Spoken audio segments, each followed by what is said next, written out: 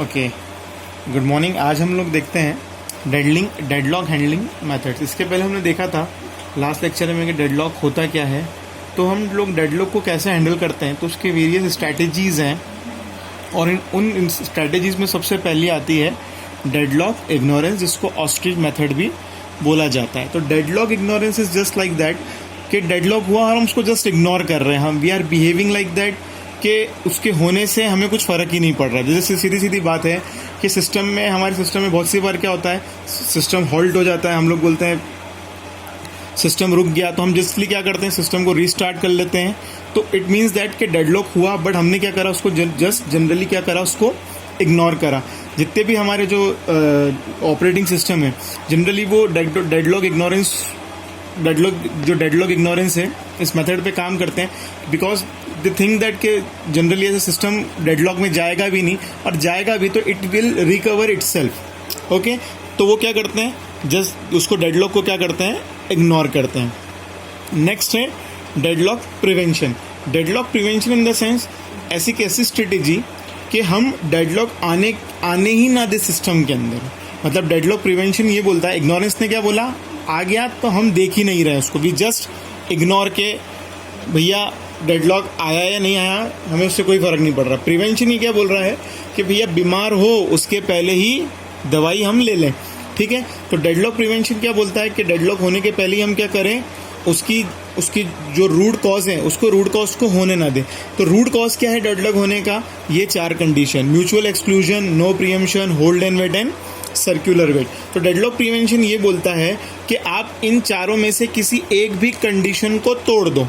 Because deadlock होने के लिए म्यूचुअल एक्सक्लूजन होना, इट मीन्स दैट कोई भी रिसोर्स शेयर नहीं होगा। नो प्रीएम्पशन मतलब आप किसी से छीन नहीं सकते। होल्ड एंड वेट मतलब आप जब भी कोई रिसोर्स को रिलीज करोगे जब तक आपको कोई नया नहीं मिलेगा। सर्कुलेट मतलब एक दूसरे के लिए सब वेट कर रहे हैं। तो प्रिवेंशन ये बोलता है कि इन 4 कंडीशन जिनसे डेडलॉक होता है, हम उन 4 कंडीशन में से किसी एक कंडीशन को फेल कर दें तो डेडलॉक होगा ही नहीं होगा। तो क्या हम म्यूचुअल एक्सक्लूजन को फेल कर सकते हैं? म्यूचुअल एक्सक्लूजन का मतलब ये होता है कि कोई जो रिसोर्स, मान लीजिए कोई रिसोर्स R1 है और उसको कोई 2 प्रोसेस P1 और P2 शेयर करें, पर हम कंप्यूटर सिस्टम के अंदर हर रिसोर्स को शेयरेबल नहीं कर सकते, बिकॉज वी नो दैट अगर हर रिसोर्स को शेयर कर दिया तो it may led to the inconsistency of data. तो म्यूचुअल एक्सक्लूजन की जो कंडीशन है उसको हम फेल नहीं कर सकते, एक लिमिट तक हम उसको फेल नहीं कर सकते।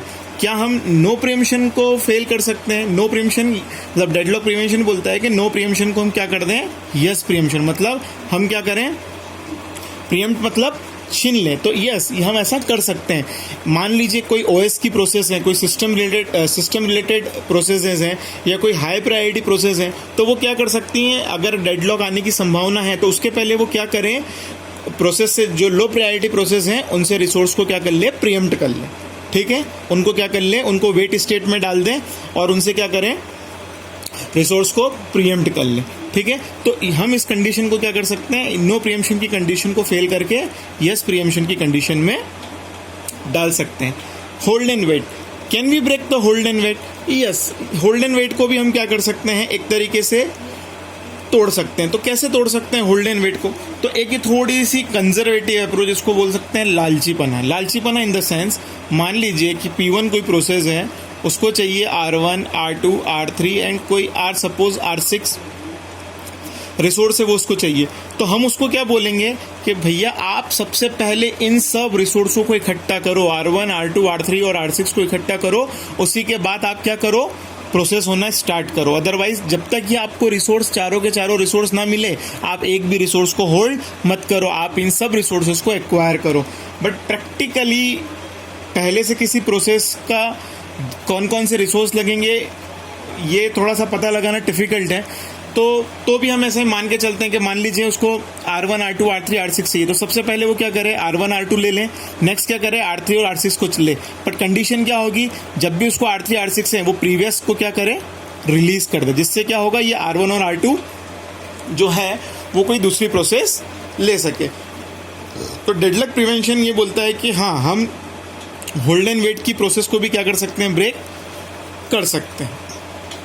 नेक्स्ट है सर्कुलर वेट। तो सर्कुलर वेट ने ये अप्रोच करा कि मान लीजिए आपके सिस्टम में रिसोर्सेज हैं R1, R2, R3, R4, R5, R6 and so on, और कोई दो प्रोसेसेस हैं P0 एंड P1। तो इसने बोला कि आप रिसोर्सेज को क्या करो, नंबर्ड कर दो, और जब भी कोई प्रोसेस रिक्वेस्ट करे किसी रिसोर्स को तो it should request from increasing order. It means that अगर P0 को मान लीजिए 4 रिसोर्स चाहिए, R1, R3, R4, R6, तो सबसे पहले वो रिक्वेस्ट कैसे करेगा, सबसे पहले R1 लेगा, देन R3 लेगा, देन R4 लेगा, देन R6 लेगा। ऐसा नहीं कि पहले वो R1, R3, R6 ले ले और फिर वो बोले कि मैं R4 पे जाऊं।